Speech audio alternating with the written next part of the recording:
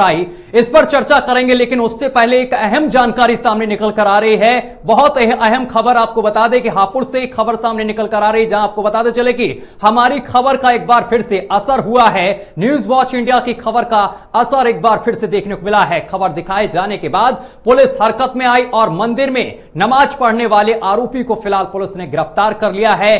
गिरफ्तार आरोपी का नाम मोहम्मद अनवर बताया जा रहा है। कल सुबह एक युवक प्राचीन मंदिर पर पहुंचकर यहां पर फर्श पर बैठकर नमाज पढ़ता हुआ नजर आया था, जिसके बाद हिंदूवादी संगठनों ने जमकर प्रदर्शन किया था और पुलिस से कार्रवाई की मांग की थी, जिसके बाद पुलिस ने बड़ी कार्रवाई करते हुए इस आरोपी को गिरफ्तार कर लिया है। मोहम्मद अनवर को गिरफ्तार कर लिया गया है।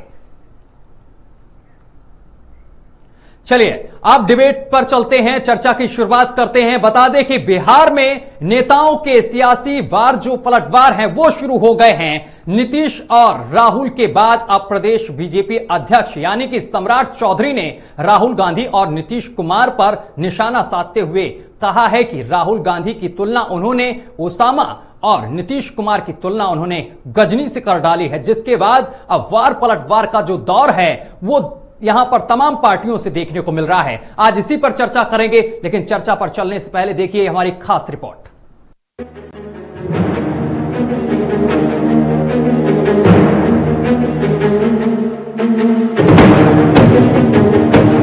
दो 2024 लोकसभा जैसे जैसे पास आते जा रहे हैं, नेताओं के जुबानी हमले तेज होते जा रहे हैं। अगर बिहार के सियासत को देखें तो साफ लगता है 2024 की लड़ाई गजनी और लादेन पर आते दिख रही है। बिहार बीजेपी प्रदेश अध्यक्ष सम्राट चौधरी ने राहुल की दाढ़ी को लेकर निशाना साध दिया। बिहार प्रदेश बीजेपी अध्यक्ष ने एक जनसभा को संबोधित करते हुए राहुल गांधी की तुलना आतंकी ओसामा बिन लादेन से कर डाली। कहा कि राहुल गांधी आजकल दाढ़ी बनाकर ओसामा बिन लादेन बने हुए हैं और नरेंद्र मोदी की तरह देश का प्रधानमंत्री बनना चाहते हैं। बिहार बीजेपी अध्यक्ष यही नहीं रुके, उन्होंने राहुल गांधी को बच्चा भी बता दिया और कहा कि हम लोग राहुल को 50 साल का बच्चा ही मानते हैं। सम्राट चौधरी इसी समय सीएम नीतीश कुमार पर भी निशाना साधने से नहीं चूके। उन्होंने नीतीश कुमार की मानसिक दशा पर तंज कसते हुए कहा कि जिस तरह फिल्म गजनी में आमिर खान को भूलने की बीमारी थी, उसी तरह नीतीश कुमार भी भूलने लगे हैं। और गजनी फिल्म में जो हीरो है आमिर खान, वो 20 दिन में समुद्र भूला है और विरोधी है, बहुत भगदा है। वही आदत हो गया है कि प्रधानमंत्री कौन बनाएगा, ये तो बताइए। एक तरफ राहुल गांधी है, राहुल गांधी आजकल वो ओसामा बिन लादेन की तरह दाढ़ी वाली बढ़ाकर खुद वही दाढ़ी बढ़ाकर सोच रहे कि मोदी जी की तरह प्रधानमंत्री हो। लोकसभा चुनाव से पहले राजनीति की छीटाकशी और आरोप प्रत्यारोप सहित उलूल जुलूल बयानों का दौर शुरू हो चुका है। कोई किसी को गजनी बता रहा है तो किसी को ओसामा। सवाल खड़ा होता है कि क्या 2024 की लड़ाई गजनी और ओसामा पर आ गई है। ऐसे में राजनीतिक बयानों से साफ नजर आता है कि चुनाव में विकास और वोटर्स के हितों से इतर हिंदू मुस्लिम और ओछी बयानबाजी ही हावी रहने वाली है। Bureau report, news watch India. 2024 Lok Sabha की जो लड़ाई है अब वो गजनी और ओसामा तक पहुंच गई है और बता दें कि इसको लेकर अब वार पलटवार का जो दौर है वो तमाम नेताओं की तरफ से देखने को मिल रहा है। बता दें कि बिहार बीजेपी के जो प्रदेश अध्यक्ष हैं उनका यह बड़ा बयान सामने निकल कर आया है। उन्होंने राहुल गांधी को 50 साल का बच्चा तक बता डाला है। उन्होंने राहुल गांधी को ओसामा कहा है। साथ ही उन्होंने नीतीश सरकार पर भी तीखी प्रतिक्रिया की है। उन्होंने कहा है कि नीतीश को उन्होंने गजनी बताया है। कहा है कि जिस तरीके से गजनी फिल्म में आमिर खान को भूलने की बीमारी थी, ठीक उसी तरीके से नीतीश कुमार को भी भूलने की बीमारी है। तो 2024 चुनाव से पहले वार पलटवार जो है वो फिलहाल देखने को मिल रहा है। जो 2024 की लड़ाई है वो लादेन और गजनी तक पहुंच गई है।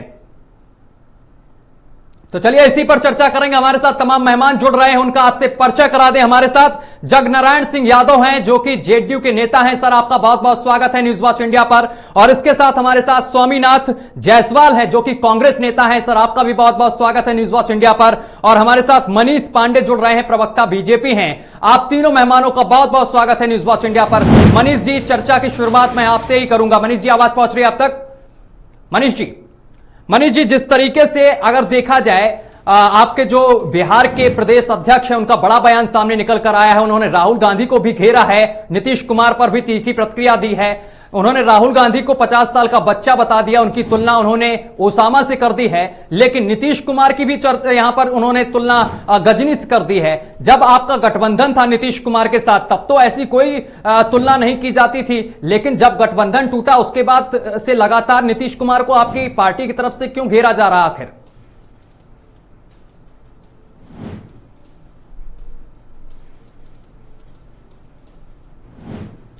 मनीष पांडे, आपकी आवाज हम तक नहीं पहुंच पा रही है। चलिए ठीक है, मैं वापस आऊंगा आपके पास। मनीष जी, हेलो आवाज जी ठीक है, हाँ आ रही आवाज। अब बोलिए सर, रखिए अपनी बात। मैंने कहा कि नीतीश जी उस दूल्हे की तरह है जिसका कि हर बाराती इसलिए तारीफ करता है क्योंकि उस बाराती की इज्जत प्रतिष्ठा बनी रहे।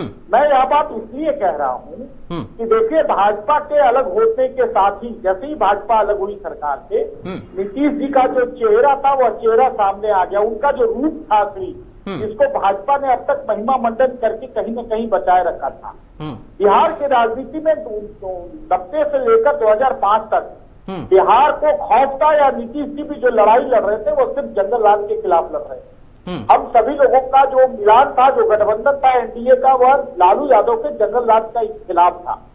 अब अगर नीतीश जी को लगता है कि बिहार में जंगल राज समाप्त हो गया है और जिस लड़ाई के खिलाफ नीतीश जी संघर्ष करके अपनी पहचान बनाए थे, उसी लड़ाई की गोद में, उसी जंगल राज की गोद में आप जाकर बैठ गए, इसीलिए आप आज उनकी बुराई करते हैं। वैसे हम लोगों ने इकट्ठे बिहार का बहुत विकास किया है, लेकिन विकास अस्थायी नहीं होता। विकास हमेशा चलता रहता है। विकास एक गति है, विकास एक प्रवाह है जिसको हमेशा धार देने की जरूरत पड़ती है। आज 9 महीने से बिहार का विकास रुका है। इसीलिए अच्छा, जैसे ही आपकी पार्टी से गठबंधन टूटा वैसे ही विकास भी रुक गया। जब तक आपकी पार्टी में थे तब तक विकास हो रहा था बिहार का। आपका कहने का मतलब ये है क्या? नहीं, हमारी पार्टी की बात नहीं है और विकास की बात नहीं है। बात यह है कि बहती हुई धारा को अगर आप रोकेंगे तो कहीं न कहीं उसका प्रभाव तो पड़ेगा ना। जिसकी आप 9 महीने में बिहार में क्या हुआ है या मेरे कहने का जरूरत नहीं है, वो बिहार की जनता खुद ब खुद कह रही है। बिहार की जो दुर्दशा है वो डेली मीडिया दिखा रही है। भाजपा वाले कहेंगे इसीलिए बिहार खराब हो जाएगा या अच्छा हो जाएगा, सर्टिफिकेट भाजपा देगी तब होगा, ऐसा नहीं है। बिहार की जो सरजमी पर जो स्थिति है मैं उसका बयान कर रहा था। और इसीलिए जो हमारे प्रदेश अध्यक्ष जी ने जो कहा है वो क्या गलत का है। मीडिया के सामने नीतीश जी बोलते बोलते भूल जाते हैं तो पीछे से उनको कभी पर्ची थमाया जाता है, कभी याद कराया जाता है, कभी वो ईस्वी भूल जाते हैं, कभी खुद को प्रधानमंत्री कहने लगते हैं, तो कभी बिहार के सचिव को प्रधानमंत्री के सचिव कहने लगते हैं, कभी उप मुख्यमंत्री को मुख्यमंत्री कह देते हैं। तो ये जो लक्षण दिखता है वो लक्षण तो उस पात्र की तरह है जो गजनी फिल्म का जो आमिर खान है उसके पात्र की तरह है। ठीक है। तो हमारे सुनिए मेरे प्रदेश अध्यक्ष जी ने उनको उस गजनी की तरह बताया, गजनी नहीं बताया। उन्होंने कहा कि उनका जो चरित्र आज की तारीख में है वो उस चरित्र से मिलता जुलता है जो गजनी फिल्म में आमिर खान का था, इसलिए इसको अन्यथा लेने की जरूरत नहीं। ठीक है, ठीक है, मैं वापस आऊंगा आपके पास। जगनारायण सिंह हमारे साथ मौजूद हैं। सर, किस तरीके से देखते हैं जिस तरीके से नीतीश कुमार को यहां पर गजनी कहा गया है बीजेपी की तरफ से? जगनारायण जी तक हमारी आवाज नहीं पहुंच रही है, लेकिन स्वामीनाथ जायसवाल हमारे साथ मौजूद हैं, कांग्रेस के नेता हैं। सर, आप तक आवाज पहुंच रही है हमारी? स्वामीनाथ जी, आप किस तरीके से देखते हैं जिस तरीके से यहां पर कांग्रेस ने ओसामा कहा है राहुल गांधी को, पहले कुछ और बोलते लेकिन अब नया नामकरण कर दिया है?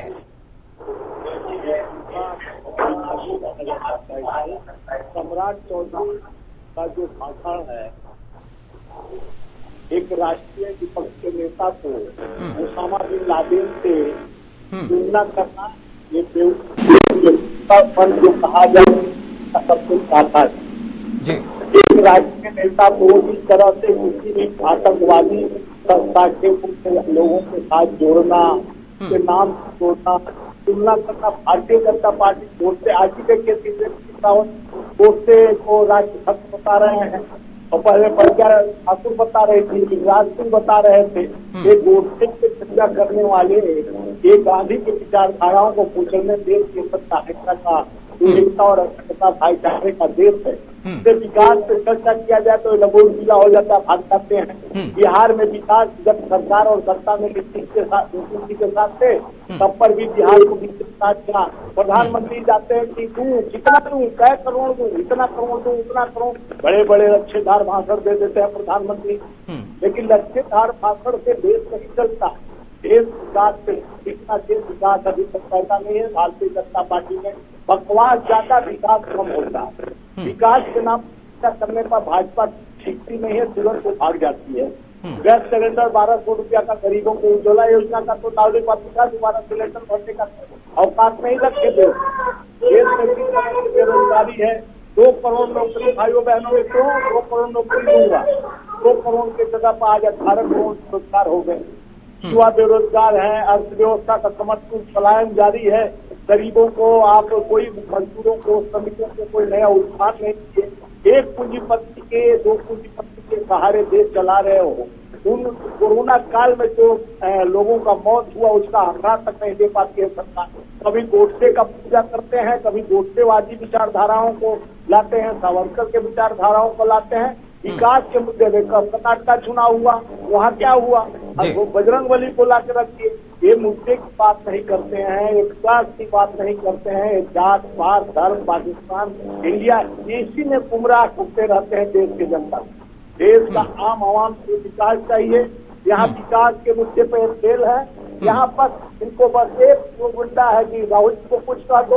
एक बार राहुल जी कुछ कहते हैं तो पूरा भारतीय जनता पार्टी का कुनबा तैयार। वो पार्लियामेंट में सवाल किए तो उनको आयोग ठहराने के लिए पूरा ताकत आयोग ठहरा दिया गया। उनपे एक भगेड़ों को, चोरों को अगर चोर कहने का सजा दिया जाए तो बार बार कहेंगे। किस तरह से 20,000 करोड़ अडानी का शेयर का कैसे पैसा आया, उसके कंपनी में कहाँ पर शेयर कंपनी का पैसा आया, उस सवाल पर प्रधानमंत्री खड़ा होकर जवाब नहीं देते हैं। भारतीय जनता पार्टी का पूरा कुनबा राहुल गांधी, रविशंकर प्रसाद हो, गिरिराज सिंह हो, चाहे पूरे सत्ता और सरकार राहुल गांधी से भयभीत रहती है। एक बात वजह चौधरी का बौखलाहट बता रहा है कि राहुल गांधी से पूरा भाजपा डरी। ठीक है जगनारायण जी, ऐसा क्या आप बिहार में कर रहे हैं कि बीजेपी, आपके जो नेता हैं, सीएम हैं, उन अभी संपर्क नहीं सध पा रहा है जगनारायण जी से, मैं दोबारा उनसे सवाल करूंगा। ठीक है मनीष जी, मैं आपके पास पहुंच रहा हूं। मनीष जी, आखिर राहुल गांधी को पहले आप कुछ अलग नाम देते थे, अब ओसामा दे दिया, उनको 50 साल का बच्चा भी बता रहे हैं। क्या यही मुद्दे इस बार रहेंगे या फिर जमीनी जो मुद्दे हैं उन पर फोकस करना चाहिए 2024 के लिए? नहीं देखिए, पहले तो ये बता दें, अभी तो बहुत बड़ी बड़ी स्वामीनाथ जी गिना रहे थे भाई। 55 वर्ष तो ये निर्बाध रूप से भारत पे शासन किए ना कांग्रेस पार्टी। एक बार भी बता दीजिए डॉलर की कीमत और रुपये की कीमत आजादी के समय क्या थी, और जब इन्होंने सत्ता छोड़ा तब क्या थी? एक बार ये बता दीजिए। डॉलर और पैसे का कीमत बराबर पर आकर खड़ा कर दिए। डॉलर और कितना महंगा हो गया आज के 9 साल में 9 करोड़ करके भारत के रुपए का, और आप डॉलर की बात गिना रहे हैं। हो गया तो अपनी बात रखें। 75-80 उम्र मोदी जी के उम्र से ऊपर भाई साहब, आपकी बात समाप्त हो गई तो हम अपनी बात रखें। ठीक है मनीष जी, आप अपनी बात रखिए। हाँ, आप तो डॉलर और रुपए की कीमत कर रहे हैं ना। नरेंद्र मोदी जी ने तो भारतीय रुपयों को दूसरे रुपयों में चला दिया है, और अब बीच में जब व्यापार होगा ना तो डॉलर की कहीं जरूरत ही नहीं पड़ेगी। डॉलर की मोनोपोली को उन्होंने तोड़ दिया है। पहले ये पता लगा लीजिएगा, उसके बाद उसी पर बातचीत कीजिएगा। आप बोल रहे थे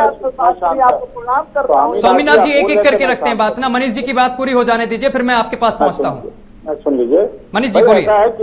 भाई कहता है किसी की चमचागिरी करके भारत आज 5वें स्थान पर अर्थव्यवस्था नहीं बना है, और विश्व को चीट करके भी नहीं बना है।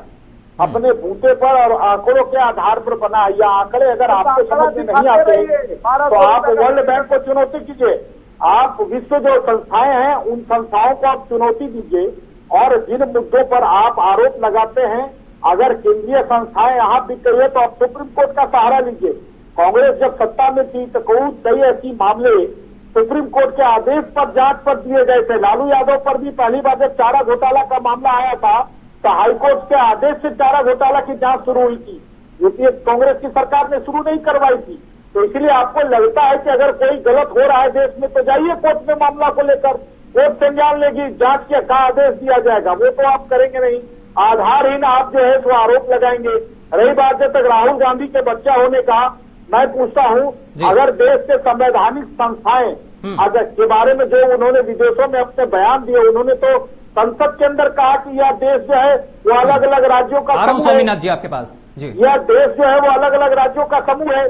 तो 50 वर्ष 70 वर्ष से होता नहीं है, शरीर जरूर बड़ा हो जाता है कुछ लोगों का, लेकिन कुछ लोगों का मस्तिष्क जो है ना वह जो है वह बच्चा रहता है। ये कोई जरूरी नहीं है या तो ज्ञान के आधार पर बच्चा रहता है। बच्चा किसको कहते हैं? जिसको पूरी जानकारी किसी विषय की नहीं हो और वो उस विषय पर व्याख्यान देने चला जाए तो उसको कहते हैं कि ज्ञान के मामले में वह बच्चा है। तो ये कौन सी बड़ी बात है? दूसरी बात है, कोई व्यक्ति अगर अपनी शकल ओसामा बिन लादेन की तरह बना लेगा तो भाई ऐसे लोगों से तो डर लगेगा ही। तो अगर वो कह रहे हैं स्वामीनाथ जी की भाजपा डर गई है राहुल जी से, तो भाई अगर उनकी शकल इस प्रकार की दिखेगी तो डर तो लगेगा, स्वाभाविक है।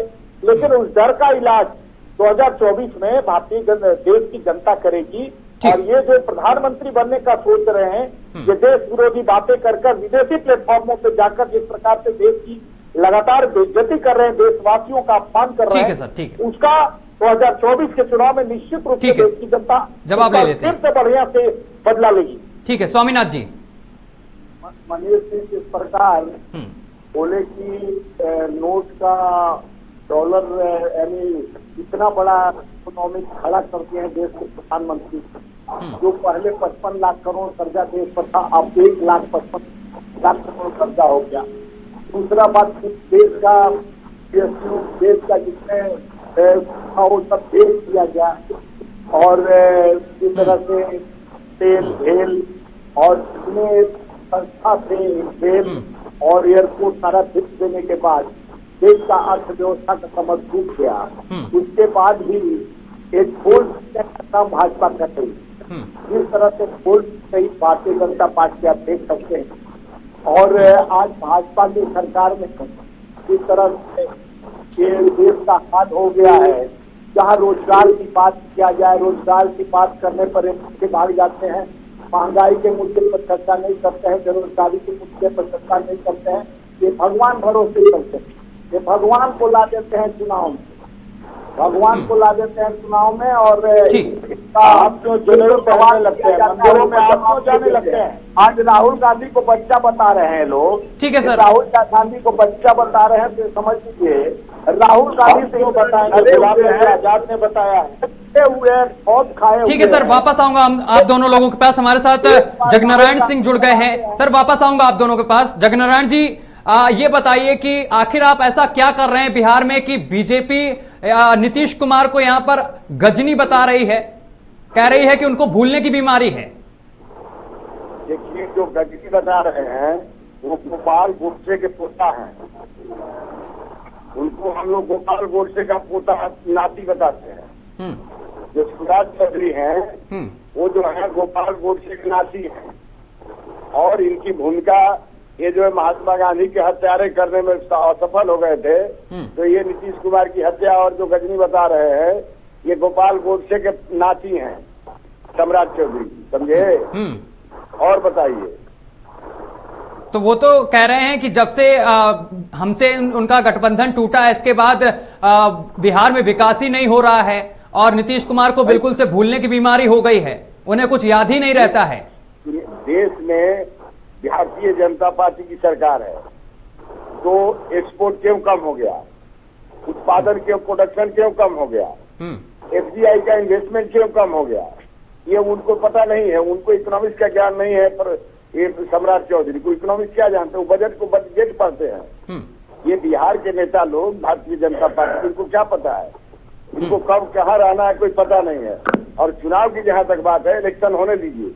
और भारतीय जनता पार्टी का पूरे देश में बजरंग बली के नाम पर कर्नाटक में वोट दबवा रहे थे। बजरंग बली वो आ गए वो कांग्रेस के साथ। तो ये जाल करने वाले लोग, 2 नंबर का काम करने वाले, उल्टा सीधा ये बयानगीर लोग हैं। अच्छा, आप बयान के सिवाय और कुछ है नहीं। आप जब बीजेपी के साथ थे तब आपने ये आरोप नहीं लगाए? भाई बीजेपी के साथ थे तो बीजेपी हमारे शर्तों पर काम करेगी मेरे साथ। आप पता कर लीजिए कि सेकुलरिज्म के सवाल पर, फीस के सवाल पर हम कई समझौता किए हैं।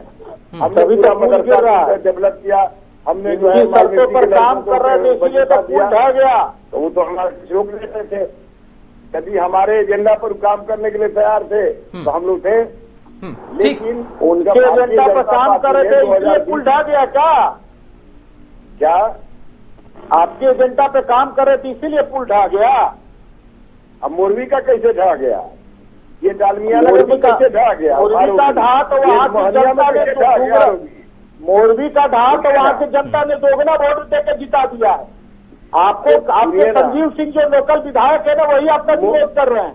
अरे गुजरात में जरा शकल तो देखिए ना, कैसे गिर गया लोग। अरे आईना में थोड़ा शकल भी देख लीजिए। बोलते हैं आप पढ़े लिखे आदमी होकर इस तरह की भाषा का इस्तेमाल करते हैं कि सम्राट चौधरी किसके नाती है और किसके पोता है। क्या जगनारायण बाबू आपकी भाषा इस प्रकार की है? वही कह रहे हैं, गजनी का गाय बता रहे हैं, हम लोग गजनी है। नहीं वही कह रहे हैं, गजनी बताया है आपको गजनी बताया, आपको गजनी बताया है कि आपको गजनी की तरह भूलने की आदत हो गई है। गजनी है हम लोग, आपको गजनी बताया है, हम लोग आपको गजनी बताया है कि गजनी की तरह भूलने की आदत हो गई है। सही बात है, कौन गलत बात है? मीडिया में पूरा बिहार देखता है तेरी भूल जाते हैं, झूठ खाली गजनी बोला गया है कि गजनी की तरह बोला गया है और आप उनको नाती बता रहे हैं। पढ़े लिखे इस तरह की बात करते हैं, यो गोडसे की तरह है। विद्वान आदमी है जगनारायण बाबू, उसके बाद आप इस तरह की बात करते हैं। गोडसे के वंशज आप किसी का उदाहरण दे सकते हैं? आप डायरेक्ट कैसे बोल सकते हैं किसी व्यक्ति को? अरे भारतीय जनता पार्टी गोडसे का वंशज है, हम कह रहे हैं। क्या बोले? गोडसे के लोग हैं ये लोग, गोडसे के वंशज हैं, गोडसे के लोग हैं। और जनता दल यू के लोग किसके वंशज है ये भी बता दीजिए ना। हम लोग लोहिया जयप्रकाश के वंशज हैं। वो तो दिख रहा है, वो तो दिखे रहा है कि सब लोग जेल में है। कहा लोहिया जयप्रकाश को आप बदनाम कर रहे हैं? पूरा खानदान तो जेल जा रहा है धीरे धीरे। वो क्यों बदनाम कर रहे हैं लोहिया जी के आदर्शों को?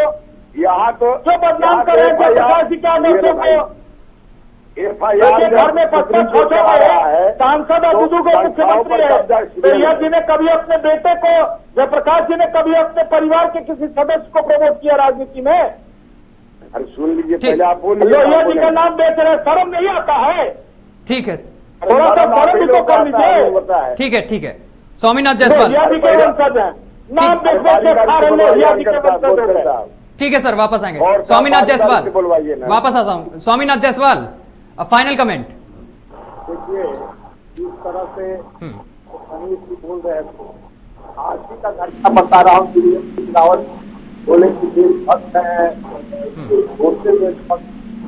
जो देश का पहला आतंकवादी को देशभक्त बताने वाली भारतीय जनता पार्टी, रावत पूर्व मुख्यमंत्री उत्तराखंड। कौन आतंकवादी है? स्वामीनाथ जी कौन आतंकवादी है? अरे आतंकवादी है, वोट से है, तो आतंकवादी नहीं है। आपका बताइए, महात्मा गांधी का हत्यारा है, महात्मा गांधी का हत्यारा है वोट से। हम हत्यारा क्या होता है? हत्यारा तो हत्यारा दोनों में फर्क। हत्यारा आतंकवादी पहला आतंकवादी किसको पहला आतंकवादी है? हत्या तो हम भी किसी को कर सकते हैं आवेश में आकर। हत्या तो हम और आप भी किसी का कर सकते हैं। पिता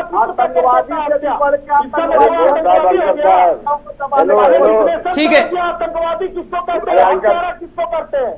जुलूस मत बोलिए, टिबेट को अरे बैठकर। आतंकवादी को आतंकवादी नहीं कहेंगे तो क्या कहेंगे? देश का पहला आतंकवादी बोलते हैं आप। देखिए, इसलिए तो गर्त में जा रहे हैं जगनारायण बाबू, भगवान होगा घर इसलिए गर्त में जा रहे हैं। 45 सीट पर आ गए ना, बोलिए ना, बोलने से कौन रोकता है? लोकतंत्र में संविधान आपको इजाजत दे रहा है, भाग जाती हो सब जा रहे हैं ना गर्त में, महिलाओं के जनता सम्मान भेज रही है ना गर्त में आपको। भाई लोकतंत्र की सबसे बड़ी ताकत जनता की है। ठीक है सर, ठीक है, सबक सिखा देगी। को बैठा लिए हो। ठीक है स्वामीनाथ, ठीक है। आतंकवादी के बारे में बोलने में वो नहीं, जुबान नहीं खुलता है कि आतंकवादी कौन है। तमीज नहीं है ये भाजपा वालों को। ठीक है स्वामीनाथ जी, ठीक है स्वामीनाथ जी, ठीक है, ठीक है सर, ठीक है मनीष जी, ठीक है स्वामीनाथ जी, ठीक है, ठीक है, समय की कमी, एक सेकेंड। पाकिस्तान का जय नारायण जी, ठीक है सर। बांग्लादेश का और 25 करोड़ मुसलमान हिंदुस्तान का, 75 करोड़ मुसलमान एक हो जाएंगे तो इस देश में मुसलमान प्रधानमंत्री होगा। ये सोच जमई का बयान है। बोलिए उस पर बोला ही। प्रधानमंत्री आए हैं 14 के बाद देश आजाद हुआ है। पहले भारत घुटनों पर चलता था। गलत बात है, यह किसी ने नहीं बोला है। आपकी नीतियां खराब रही है। आपने न भारत के मुसलमानों का भला किया और न ही भारत के बहुसंख्यकों। ठीक है, ठीक है स्वामीनाथ जी, ठीक है स्वामीनाथ जी, फाइनल प्रतिक्रिया लेने दो। ठीक है स्वामीनाथ जी, एक सेकंड बस, ठीक है, ठीक है, ठीक है स्वामीनाथ जी, ठीक है। जगनारायण जी, ठीक है सर, जगनारायण जी आवाज पहुंच रही है आप तक? सर फाइनल प्रतिक्रिया आपसे। सुनिए, आपको एंकरिंग कर रहे हैं तो मौका बारी बारी से लीजिए, बारी बारी से बातों को रखने दीजिए। ठीक है सर। जब वो आदमी एक दूसरे के बीच में हल्ला करेगा तो मनीष जी क्या एक सेकंड सर, बात रखने दो, बात रखने दो मनीष जी, बात रखने दो। जगनारायण जी बात रखिए अपनी। हम सवाल पूछिए हमसे। सर फाइनल प्रतिक्रिया, क्या सवाल है? फाइनल प्रतिक्रिया सर, क्या कहेंगे इस पूरे मामले को लेकर? ये कौन मामला? सर मैं मांग रहा हूं, समय की कमी है इसलिए फाइनल प्रतिक्रिया ले रहा हूं सभी गेस्ट से। मामले पता नहीं है पूरा। क्या मामला बताइएगा तो किस पर कमेंट दें? सर इसी पर देना है जो गजनी बोला गया है नीतीश कुमार को। भारतीय जनता पार्टी के लोग गजनी बोलेंगे, मोहम्मद गोरी बोलेंगे, यही इनका काम है। दूसरा तो इनका काम है नहीं देश में। इनको बोलने दीजिए। जब चुनाव होगा बिहार में तब इनको पता चल जाएगा गजनी और गोरी और ये जो बोल रहे हैं ओसामा बिन लादेन क्या क्या बोल रहे हैं, बोलने दीजिए। इनको बोलने की आजादी है, समझे? ठीक है मनीष जी, तय करेगी बिहार में कि गजनी कौन है गजनी के बारे और ओसामा बिन लादेन कौन है। जनता पर हम लोग को विश्वास है। ठीक है सर। मनीष जी समय की कमी है, आप फाइनल प्रतिक्रिया दीजिए मनीष जी। मैं क्या बोलूंगा, जो जैसा है उसके बारे में वैसा बोला जाता है। और देश की जनता अगर झूठ बोला जाएगा तो देश की जनता उसको सजा देगी झूठ बोलने वाले को। लेकिन अगर सच बोला जाएगा तो देश की जनता उसको 2024 में इनाम जरूर देगी। मोदी को मिलने वाले सोहेब जमई जैसे लोगों के बयान पर चुप रहते हैं, लेकिन धीरेन्द्र ब्रह्मचारी, धीरेन्द्र शास्त्री जैसे लोग जब आते हैं तो उनके बारे में उनको आने से रोकने वाले ये लोग हैं। उनको कहते हैं कि हम उनको नहीं आने देंगे, उनको गिरफ्तार कर लेंगे। तो सोहेब जमई के बयान पर तो चुप रहेंगे, लेकिन धीरेन्द्र शास्त्री के बयान के आने पर प्रतिबंध लगाने वाले ये लोग हैं।